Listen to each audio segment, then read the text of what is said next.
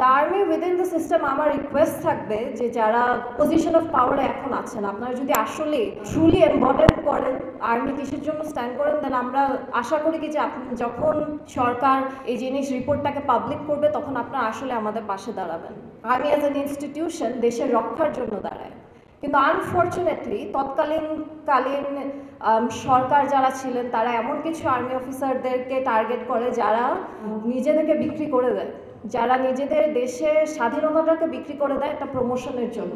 যারা তৎকালীন টাইমে রাজাকার ছিল, আজকে তৎকালীন টাইমে তারা এখনকার টাইমে তারা তাদের শোল্ডারে স্টার নিয়ে ঘুরে।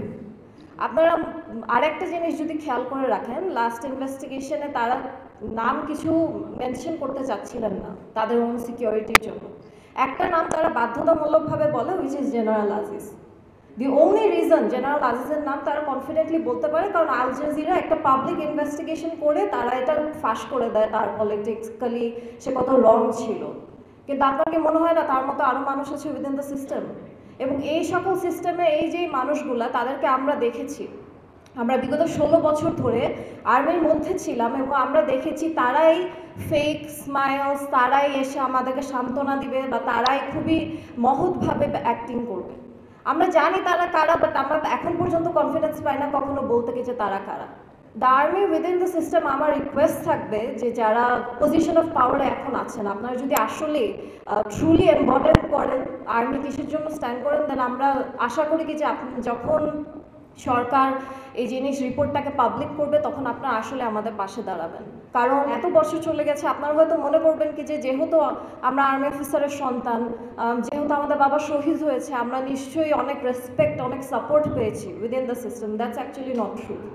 আমরা আসলে যাই করেছি, আমাদের মারা যা করেছে তারা নিজেরাই করেছে। আর এটা আরেকটা বড় এক্সাম্পল যদি আপনাদেরকে বলি, 21শে নভেম্বর সশস্ত্র বাহিনী দিবস।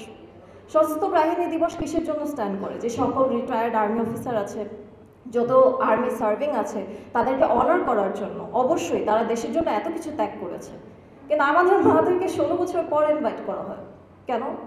মানে তারা আমাদের বাবারা কি ইউনিফর্মে মারা গেছে দেখে তারা সম্মানটা ডিজার্ভ করে না?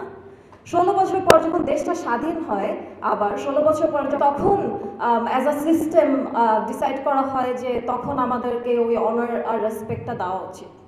আমার এখনও রিকোয়েস্ট থাকবে ইভেন সরকারের প্রতি, যারা এখন পর্যন্ত গ্যাজেট যেটা থাকার কথা, আমাদের বাবাদেরকে শহীদ হিসেবে ঘোষণা করার কথা, ওইটাও এখন পর্যন্ত পাস করা হয়নি।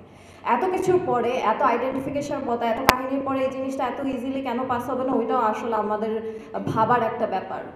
তাই আমি আশা করি কি যে আমার রিকোয়েস্ট থাকবে জনগণের কাছে, আমার রিকোয়েস্ট থাকবে আপনাদের সকলের কাছে কি যে আপনারা প্লিজ এটার ব্যাপারে কথা বলা বন্ধ করবেন না।